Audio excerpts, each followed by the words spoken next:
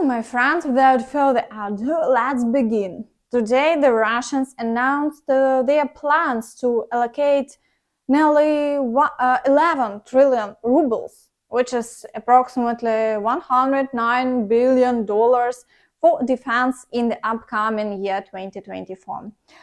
This statement was made by the Russian Minister of Finance. It's more than what they allocated this year.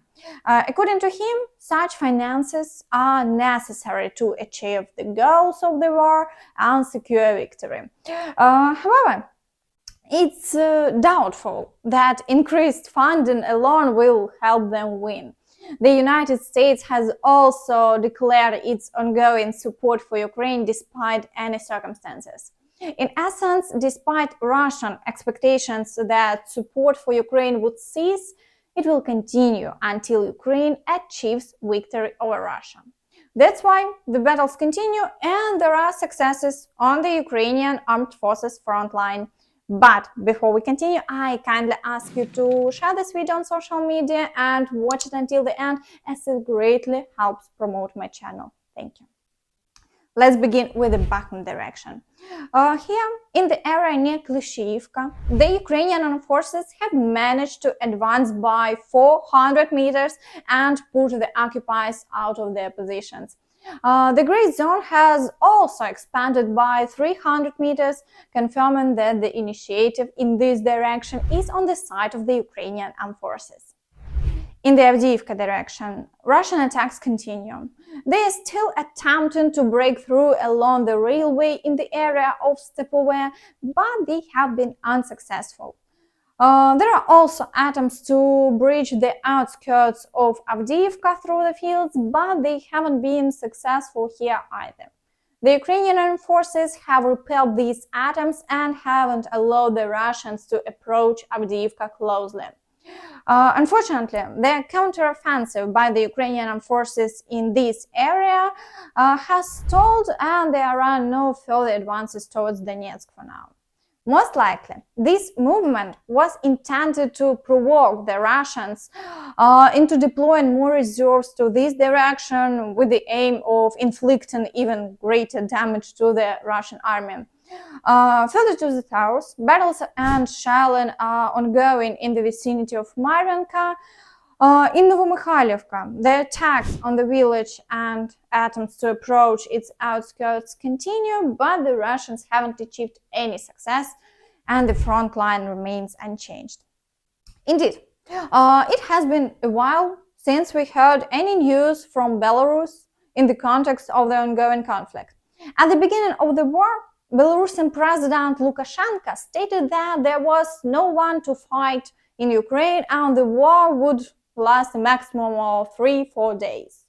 However, where is he now? So let's take a look at the situation on Belarusian territory.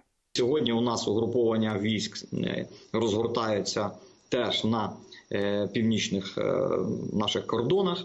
Посилюється там протиповітряна оборона, посилюється загородження різних типів, і міні в тому числі. Тому очікувати можна і що завгодно. Ми не робимо наразі жодних ілюзій, що щось там не відбудеться. Росія там тримає комплекси зенітні ракетні, вона там тримає іскандери, вона там тримає авіацію, можливо, не в такій великій кількості, як це було на початку повномасштабного вторгнення, але все ж таки, ви самі сказали, що союзна держава, поки що Білорусь. Тому маємо робити висновки і посилення, так, і там в тому числі протяжність кордонів, протяжність лінії фронту, скажімо так, сьогодні велика, понад 2000 кілометрів, враховуючи Придністров'я, враховуючи Білорусь, Росію, лінію бойового зіткнення та морські кордони. Це все лінія фронту, і з цієї лінії фронту може прилетіти. In the Vuhledar direction, the occupiers continue their offensive actions towards Staromayorske and in the direction of Rivnopil. Shelling persists along the entire front line, but there have been no confirmed changes in the situation. We await the results of the ongoing battles. In the Zaporizhzhia direction, the situation remains complex. Ukrainian Armed Forces are attempting an attack in the area of Novoprokopivka, but there have been no confirmed changes along the front line. Well, there are reports circulating on various Telegram channels suggesting that Novoprokopivka is under Ukrainian control and undergoing clearance. It's essential to exercise caution and await official confirmation. Meanwhile, the occupiers are making every effort to launch attacks from the eastern flank, from Vuhledar and Novoprokopivka. The Ukrainian Armed Forces are effectively holding their defense and disrupting all attempts by Russian forces. In the Kherson Direction, shelling continues along the entire front line, and there have been no reported changes. However, today there have been significant achievements by the Ukrainian Armed Forces in countering the Russian Black Sea Fleet, as announced by the Junior Minister of Defense of the United Kingdom. And otherwise. But anybody who thinks that there is no progress at all is simply wrong.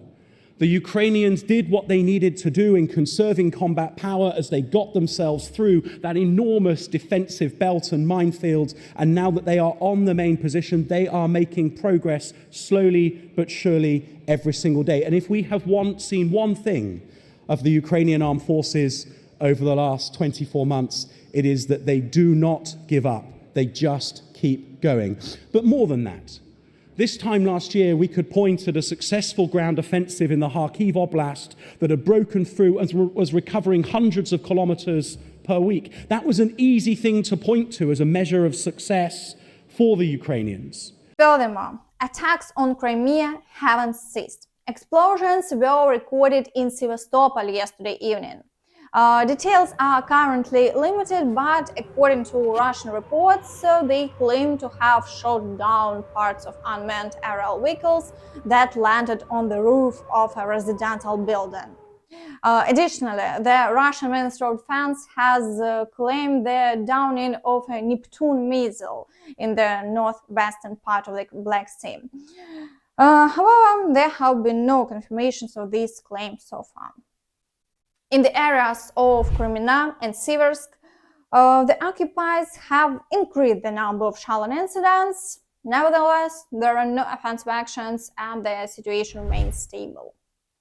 In the Zaporizhzhia area, battles continue as the occupiers advance towards Makivka. However, there are still approximately 2.5 kilometers away from the village.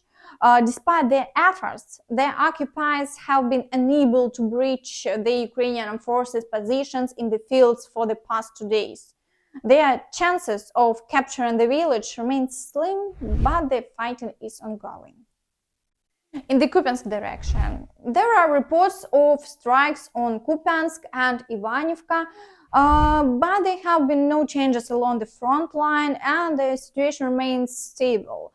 It appears that the large-scale offensive that the Russians had planned for this direction may never materialize. However, the Russians continue to make ambitious claims about capturing various countries, including Poland, Finland, Latvia, and others, even though they have been unable to make significant progress in Marinka for over a year, where they have only managed to take 2 streets.